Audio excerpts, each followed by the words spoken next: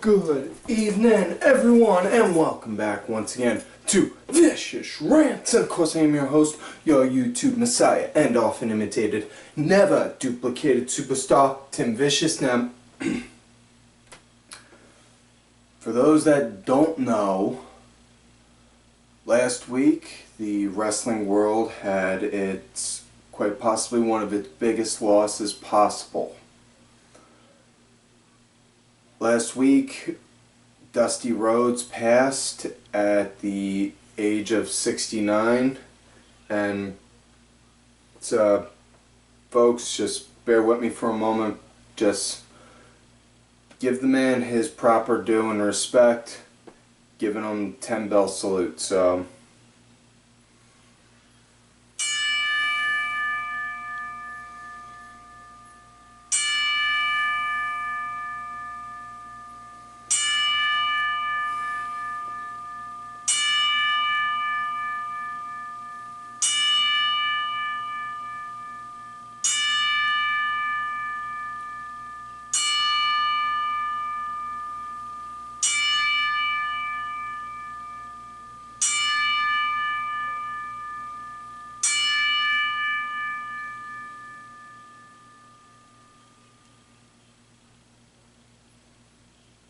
God bless you, Dream. We're gonna miss you.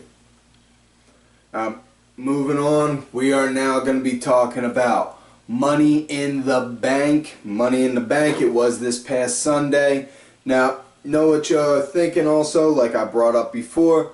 Tim, what's going on? Why are you talking about this pay-per-view? Didn't we have a pay-per-view just a little bit ago? Didn't we have Elimination Chamber? Well, yeah, we did. Elimination Chamber 2 weeks ago. So, you know, big issues been having the past couple weeks. Too many pay-per-views getting stacked so close to each other.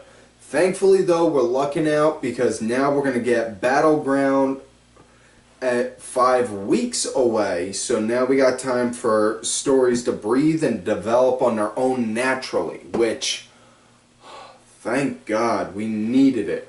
You know, need to have some space in between on some. That way you can have stories breathe and mature and grow naturally. You know? Now, moving on. First thing they did at that show, just like I did here, they gave Dusty the 10 bells. But didn't catch the pre-show really, so can't go on that. It was Barrett versus R-Truth. I don't really know what happened on that. I missed that part. There was some rain coming down. It was messing with the signal for the show, so. But first off, first match of the night, we had the Money in the Bank ladder match. Starting off the show with the Money in the Bank ladder match. Roman Reigns, Kofi Kingston, Randy Orton, Dolph Ziggler, Kane. Yep. That's it. Neville, as well as Sheamus. And yeah, so in this match, it was really good. Kofi looked really strong, was very strong, dominating for, you know, for the very much so the beginning. You know, everyone was swinging at each other and Kofi was just like, yeah, fuck this shit, I'm getting out of here.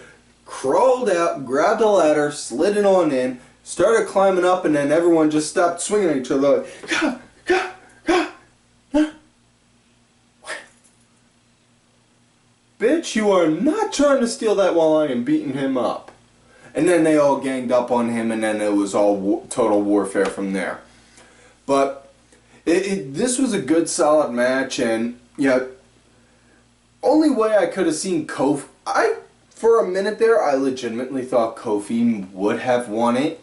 The only reason on why I think he would have won it would be because he would win it, put it on the line against Brock on the 4th of July Japan show, get brutally murdered, and Brock claimed the blood-covered briefcase as his prize, being the conqueror he is.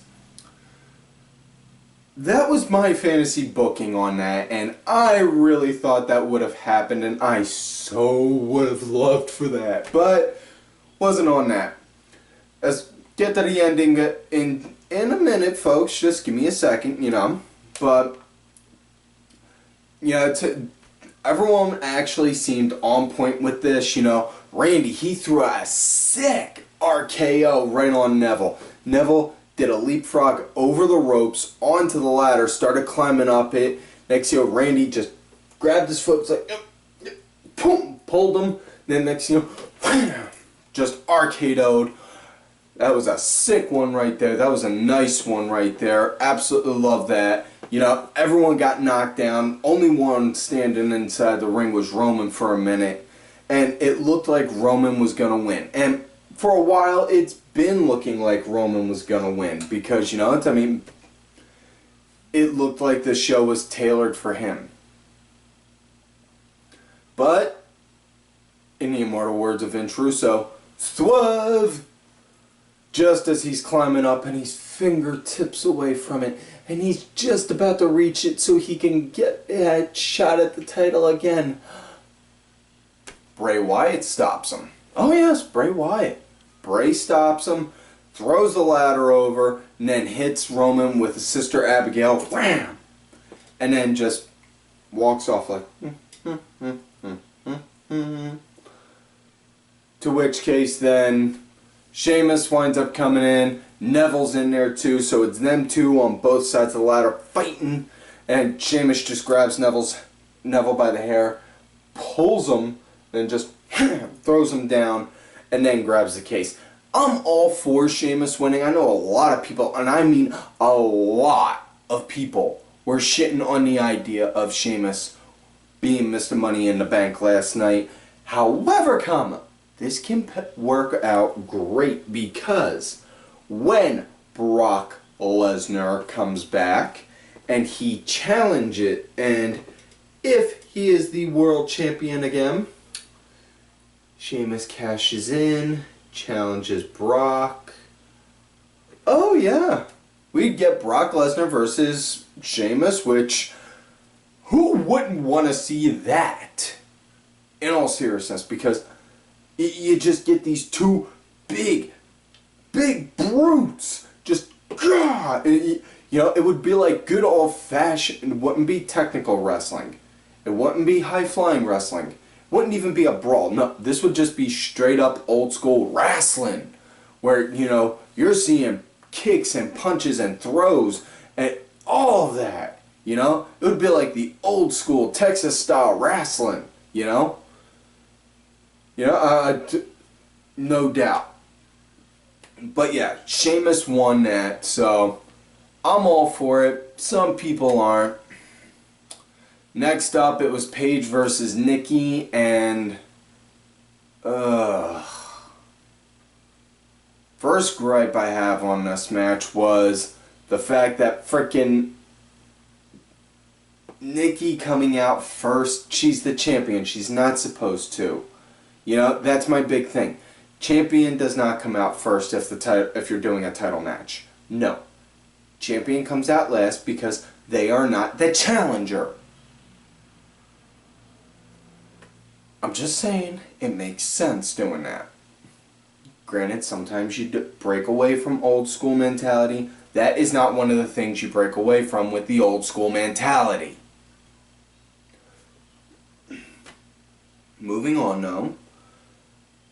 Other than that, the match, it felt way too drawn out, you know. This was a Monday Night Raw quality match, and it felt like it got stretched out like a piece of chewed bubble gum, really, you know. And that was a damn shame too, because yeah, you give the girls enough time, and you tell them to go out there and work, they can work, you know. I mean, I got a couple homies out there on the whole Twitter, you know, they told me they've seen them girls do house shows. They can actually work. They just, for whatever reason, get told to go and take a shit on TV. I don't get it. But, it was, I mean, probably the big thing also that the finish was completely horrible. I mean, Nikki went to do the twin magic again, went with Bree, went to do a roll-up, and then Paige reverses the roll-up, gets 1, 2, 3, and then Marie's just like, no, wait. And I had to rewind it and watch it like 3 times to make sure. She just went straight up, was like, no, wait, look, right here, and pulled down her trunks a little to go and show the tattoos right there. So, first thing I thought was, did she just flash the referee her cooter? She did! She's a married chick and she's flashing a ref her cooter on live TV! And then she pulled out all the tissue and such in her bra, which, yeah, not that surprised because, hey, you know. Although, next time, Bree, honey, you may want to invest in a water bra instead. Trust me, I dated a girl, she used to wear one. Wound up turning her C's into double D's. Just giving you a bit of advice, though. But yeah, after that, for whatever reason, they didn't cancel the match or restart it or anything or throw it out the window. Instead, they were just like, no, never mind, that's not an actual win then. And then Nikki comes in, the form of doom, and then, yeah.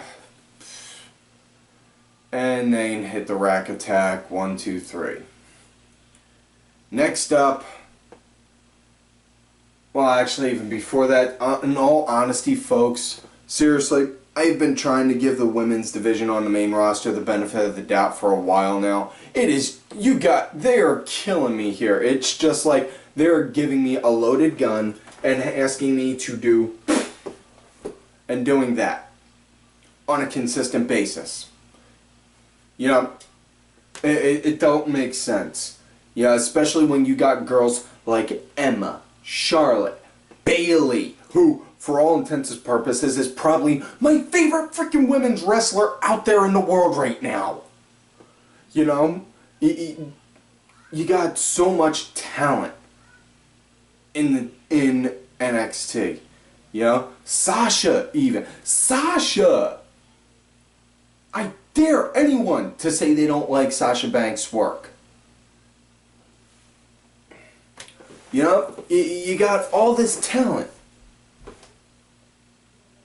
Bring them up at some point, you know? Even if you're not going to have them up on the main roster on a regular basis, like, every couple months, be like, you know, every now and again, just have them be like, oh, hey, yeah, you want to say you're the best?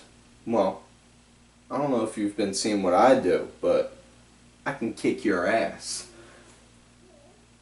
Little things like that, you know? Next matchup. This should have been my piss break, but unfortunately I wasted that on the walk down for the women's match. Ryroyd versus Big Show. But wait, surprise twist. Miz is on commentary for whatever reason.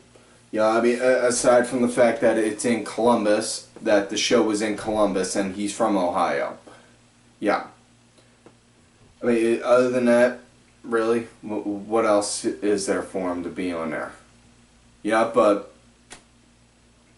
this match, zero interest in whatsoever. I watched it just because I couldn't put anything else on at the moment, and really nothing impressed me on this match. Ugh. You know, Big Show ain't been a hot commodity since 1998, and Ryroyd, and a couple people out there I've been talking to lately the past couple days, they don't know the story. They obviously didn't see the past episodes. So, once again, sit on down, children. Your YouTube Messiah is going to give you the ever so lovely story on how Ryroyd is such a fucking dick. Go home. It was the go home Money in the Bank SmackDown last year in Pittsburgh. Me and my dad, we took a trip down. We went there. Hotel we were staying at was literally built right next to the arena, you know. And we go and park our car. Next thing you know, my dad, he steps out. He sees the driveway where all the boys walking in. He goes over. He's like, "Oh, hey Tim, you want to go and see?" "Okay, yeah, why not, Pop?" So we go around the block, go and see them. Saw a couple people. Saw Roman, Road Dogg, Slater, Natty. All nice people. All nice. Shame I didn't get any pictures. I didn't think of it, but that's on me. And then Ryroyd comes in. He cruises up in this frickin' Mustang, and there's this one kid there. One kid who probably about as tall as this fan right here.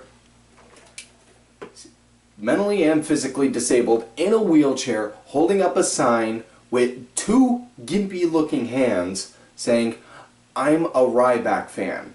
Whereas everyone else is just like, ugh, fuck this.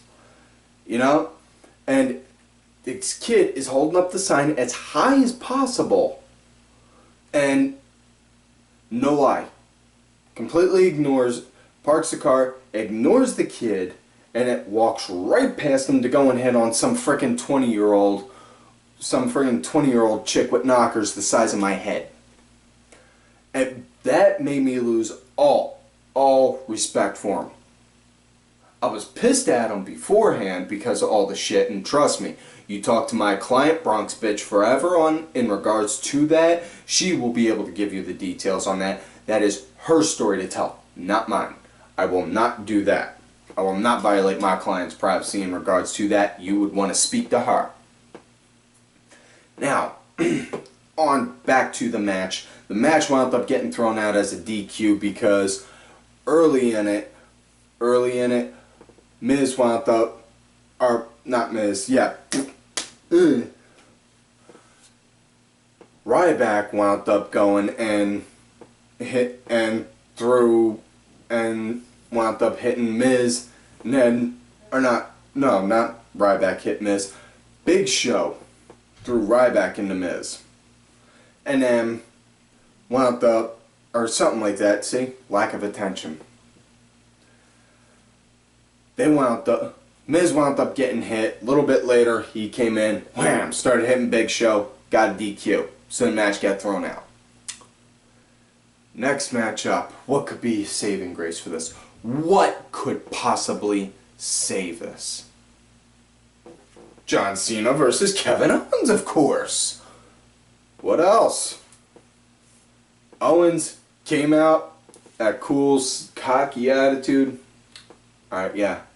I'm gonna have to whoop some motherfucker's ass. Cena with the rally towel that says, "Spoiler, I win, LOL." Or, no, that's right, that's not what it says. But, obviously, you can tell I saw wrestling isn't wrestling. But, this match, just as good as their last one. Oh my God, was it great. I had friends that were in the arena, which, by the way, honey, I did try and look for you. I couldn't find you. I'm sorry. I know you waved to me also because you told me. But either way, this was just as good as their first match. Oh my God. You know, I get asked a lot, what is it that I look for to see on if a match is good? Well, aside from the storytelling in the actual match, right at the get-go, want to see on how they handle on the tie-up.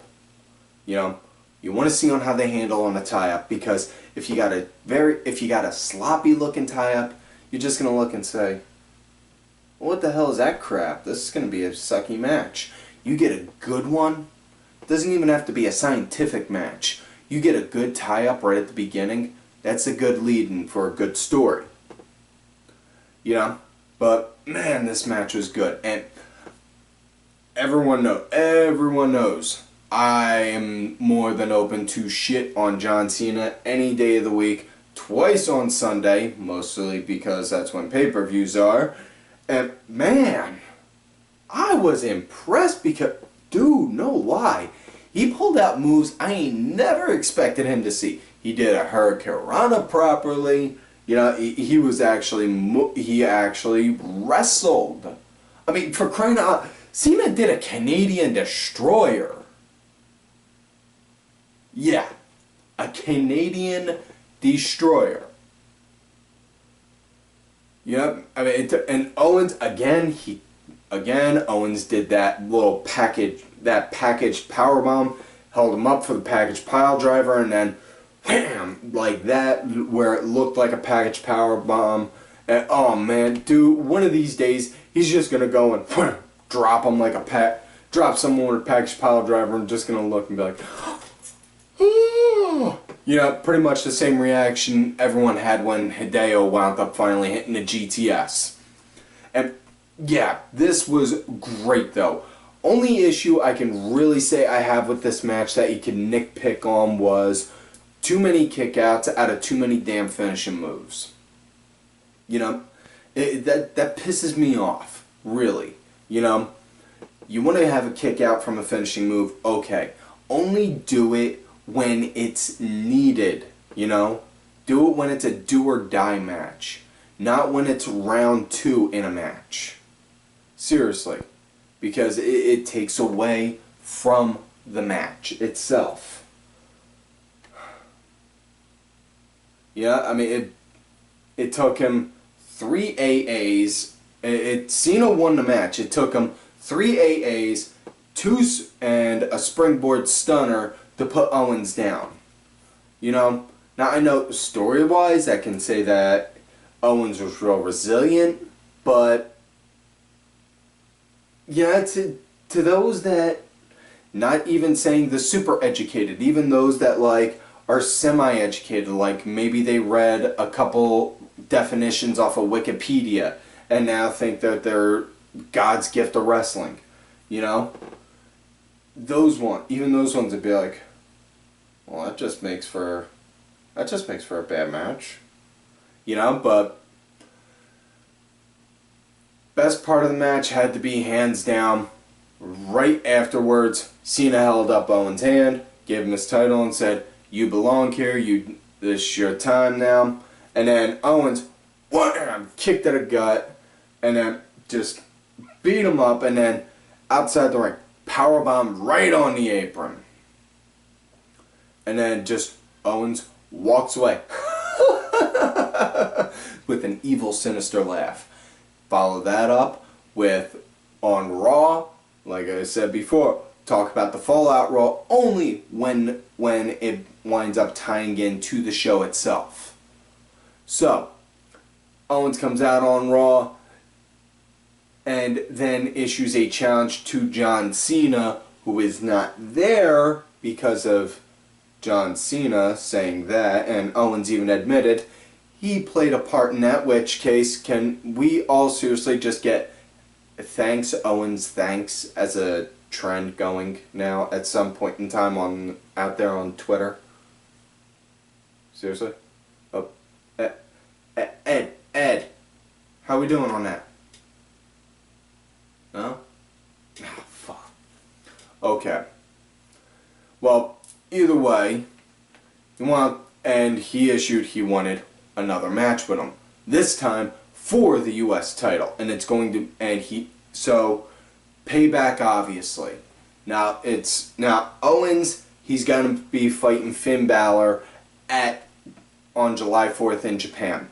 So you know obviously Owens is going to drop the title to Balor in Japan, which makes perfect sense considering Balor, is more over there in Japan than anywhere else for being one of the founding fathers of frickin' Bullet Club, for crying out loud. You know? But Owens winning the US title definitely would help jumpstart him. All for that. Yep. Yep. No, so more than likely, if not this week, then next week we're going to wind up hearing from Cena saying that he accepts the challenge. Excuse me. So, next matchup we had New Day versus Primetime Players for the tag titles, which case Again, dude, I felt so sorry for these guys because they had to pick up after this. I mean, they should have played the cards right and put the women's match after the Cena Owens, because you had such a high octane match and you had everyone like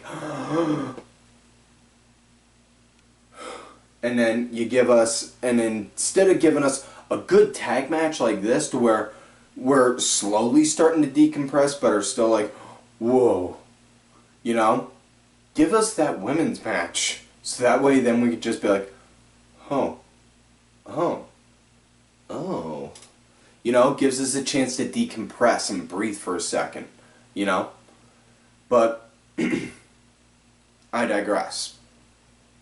New Day versus Primetime Players. Now this one was just strictly Big E and Woods because Kofi took such a freaking beating in the Money in the Bank ladder match itself. He got powerbombed onto a ladder and then Neville wound up getting, and then Neville was powerbombed onto Kofi, who was still sitting on a ladder.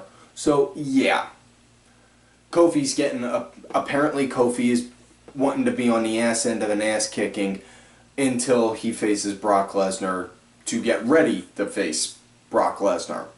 In which case, again, Nomine Patria Filii Spiritus Sancti, my son, God be with you. So, this was really good. I dug this, and everyone knows I'm a tag team mark. I was a tag team guy for most of my career when I was in the ring. You know? Yeah, New Day had a lot of control, and they isolated Darren for most of the match. And not like in the normal kind of, yeah, we got you over in this spot, and, you know, it was like an actual, like, they actually had him, like, not like Darren would be like, I'm almost there, no, we're going to put you away now. No, you saw that like maybe once or twice. It wasn't like on how we normally see it in tag matches. But this was good. I wish we could get tag matches like this on a regular basis. And then, man, when Titus came in, oh my God, he got, if it wasn't nailed down, he was hitting it and knocking it down on its ass. Just wham, wham, through, and a shoulder tackle.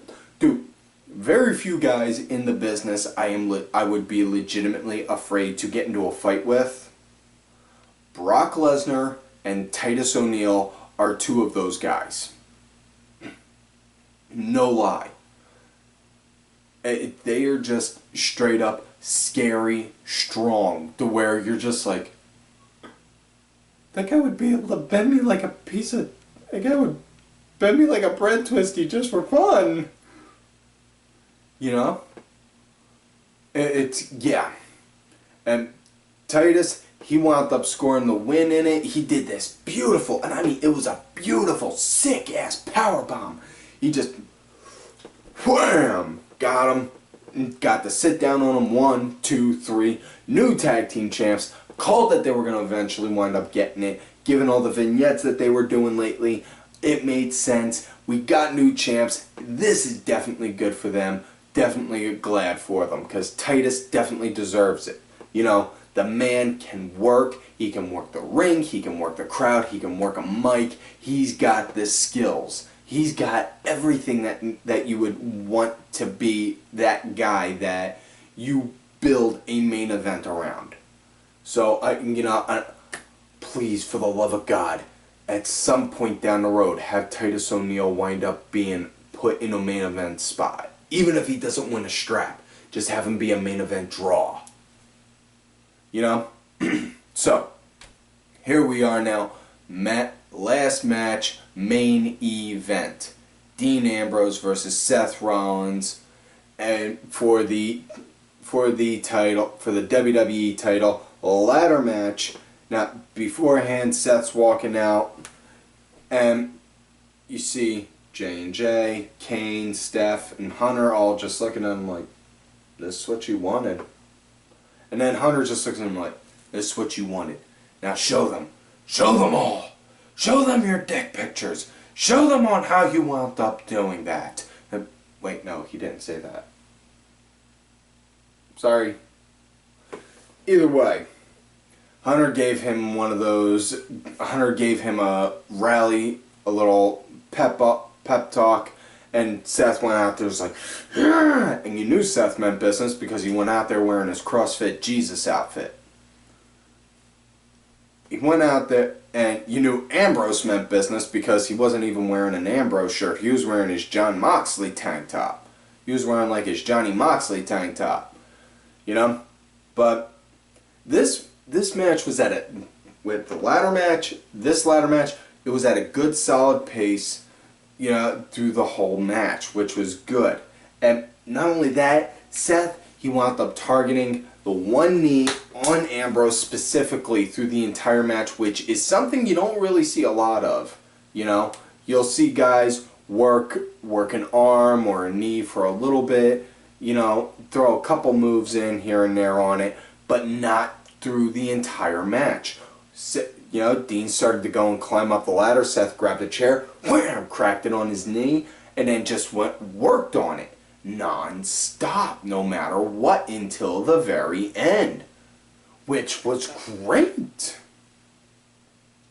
You know, it was that's what you got to see. You know, I mean, you don't want to see throughout the entire show, whether it's a Raw or a pay-per-view, somebody constantly targeting someone's arm and putting them in an arm bar or trying to bend them like this, you know, all night. No. Target specific different areas, you know, neck, back, knee, ankle, whatever. Just something, you know, like that. You know, make it look like, okay, I'm going to go and injure you. Something like that. That's definitely the big thing. But, you know, definitely love this match. It's hard to say which was really the match of the night, this or Kevin Owens versus Cena. They're both kind of a tie with me. It's, I know some say Owens, some say Seth. Hard for me to say, really. Big thing that really wound up getting this match over was the fact that they pretty much gave them the entire last hour to work with. I mean, they had like 55 to 53 minutes to work with. Beautiful. Beautiful. Loved it. So yeah, I absolutely love this match. It was great. You know, how the match wound up coming to an end after they both gave each other an ass kicking like crazy. They were both up on Ambrose, up there, grabbing the title, trying to get it unhinged. Rollins literally right behind Dean, both holding on to the title, unhook it, and then they both fall down. And Seth still holding on to the title. So, like the old blackjack rule, in case of tie, dealer wins. In case of tie, champion wins. You know, they both unhinged the title, they both fell down, but Seth was still holding it. So, he won. And it made sense. You know? And after that, next thing you know, Monday night, they say, Hunter and Steph say, Seth, you did prove yourself, and now we're going to put you to the test. We're going to see if you're going to be that lump of coal that turns into a diamond when we put the pressure on you, or if you just simply crumble and turn to dust with your next opponent. Seth, alright, go ahead. Give me any opponent. I could beat anyone. Anyone, it don't matter. And then cue Brock Lesnar's music and Seth's face went from like, yeah, I could beat anyone. Oh. And then Brock came out and oh damn. And Brock just had that same look on his face the entire time from walking down the ramp, circled the ring, got in there, and then just stood there like this at him. You took my belt, motherfucker. He just had that kind of a look on him, like, you took my title. You took my property, motherfucker. And the whole time Seth just has this look like he completely voided his bowels altogether, like, where's the rope? Where's the rope? There's the rope, okay.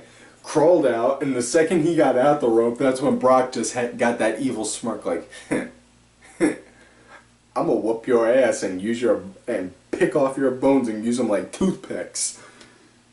And then that was it. That was on how Raw ended. So obviously it's gonna be at Battleground, Seth versus Brock. That rematch, yeah, definitely feel sorry for Seth because he's gonna be on the ass end of an ass kicking, even if he does win. But yeah, that's it for this week's show, folks. So, like on normal, do not forget to like this video, subscribe to the channel, go back, watch the other episodes. Look for me on Twitter at TimVicious. Make sure y'all check out my backup account, Tim_Vicious. Also, I am out there on that Facebook gimmick going by Tim Ash.